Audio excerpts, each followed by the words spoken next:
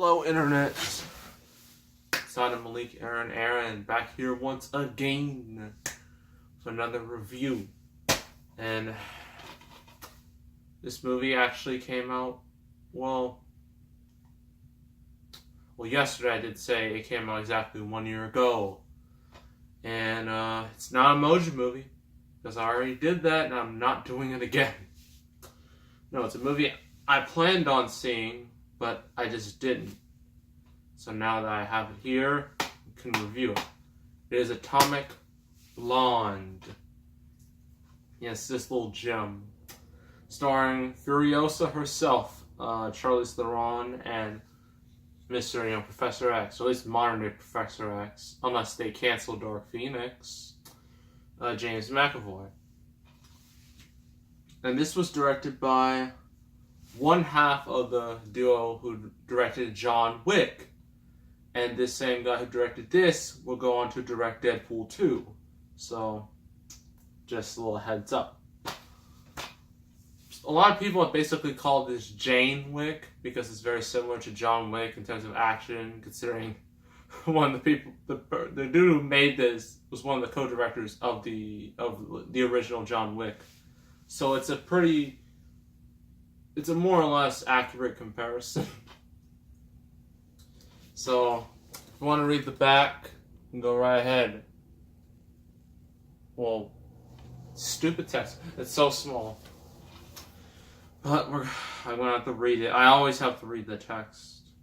So, Oscar winner Charlize Theron stars as elite MI6's most lethal assassin and the crown jewel of Her Majesty's Secret Intelligence Service, Lorraine Broughton. When she's sent on a covert mission into Cold War Berlin, she must use all of her spycraft's sensuality, and savagery. She has to stay alive in the ticking time bomb of a city simmering with revolution and double-crossing hives of traitors. Broughton must navigate her way through a deadly game of spies to recover a priceless dossier,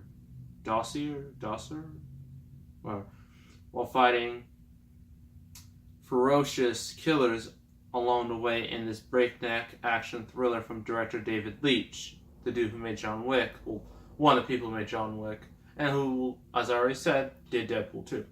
So, pros and cons. Pros, the action. This is an action movie. It's from one of the guys from John Wick. And as we all know, one of the highlights of the John Wick movies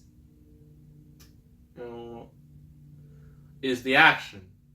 And the action does not disappoint. There is one particular sequence, the stairwell sequence, and it's just like it feels like just one continuous cut, one continuous fight scene. No shaky cam, no gimmicky, well, I guess you can consider a one-shot take a gimmick, but like no super gimmicky,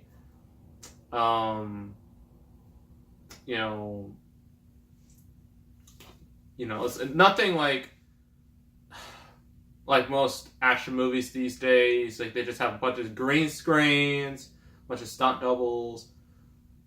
That's all they have. This movie to try to make it as realistic as possible, and I appreciate it. Yeah, like a lot of just brutal fight scenes, car chases, everything you want out of an action movie, it's in there.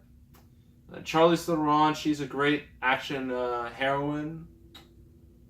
She's definitely not quite on par with the best, like your Ripleys, your Sarah Connors, your Laura Crofts, your Furiosas. She's not quite on par with them, but she's still good, as an action hero. And this movie has a pretty solid cast. I mean, you got Charlize Theron, James McAvoy, John Goodman, Sofia Boutella, the chick who's supposed to be who is the mummy in that Tom Cruise mummy movie that came out last year that everyone hated, and it was supposed to start a whole dark universe. Now that dark universe is more or less dead. Yeah, her, the female mummy. Yeah, she's in here as well. So this has a nice bit of fan favorite talent.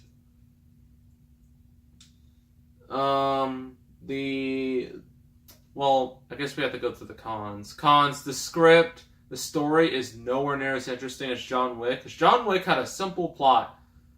John Wick, he just had his wife died, she got him a dog gets killed, John Wick is gonna kill everybody. That was the main selling point of John Wick, and people loved it, and it spawned an entire franchise. This one is not quite as fun, or at least not quite as, relatable, I guess. Since really none of the characters are extremely likable like John Wick is. With John Wick, you feel bad for this man. But with Charlize Theron, you don't feel that same connection, She's just like, she's doing all these cool moves. She takes like ice baths. She's just doing all this brutal, awesome stuff, but you just don't really... You don't have... How I say this? She's not the most relatable character in the world. Let's just put it at that. So yeah, the script is a bit disappointing. All the performances are good, but I will suggest if you are under the age of at least 16, 15, don't watch this. This has some pretty... the violence isn't a huge problem, and there's a lot of blood and brutality. But there is one scene where it's a sex scene, and it has some... Well, I usually say sex to time, like, Borat used to do. So, if you want to know, the sex scene's like between two women. So, if you're a female viewer, I don't think you would like that scene particularly that much. But, yeah, if you're under the age of 16 or 15, one of those ages, don't watch it. It's very mature. It's more mature than you think it is. At least in terms of actual content. So overall, it's a really good action movie. Is it as good as John Wick? No. But does it still stand on its own? Yes. So we give it 7.5 out of 10. If you're a fan of John Wick and you like some brutal action, you will love this movie. But if you want something a little deeper, you're not gonna find much in this. So yeah, that's Atomic Blonde. Next review is we're finally getting away from action movies for at least a little bit. And this is a movie that has stuck with me since I was a child. It's one of those movies. And you will not believe who wrote this movie, who was part of the writing process of this movie. So the movie we're doing is Stuart Little from 1999. So yeah, it should be real interesting. So yeah, that's what we're going to be doing in the next review. So make sure to subscribe, like this video, leave a comment, and I will see you all next time. And I am out.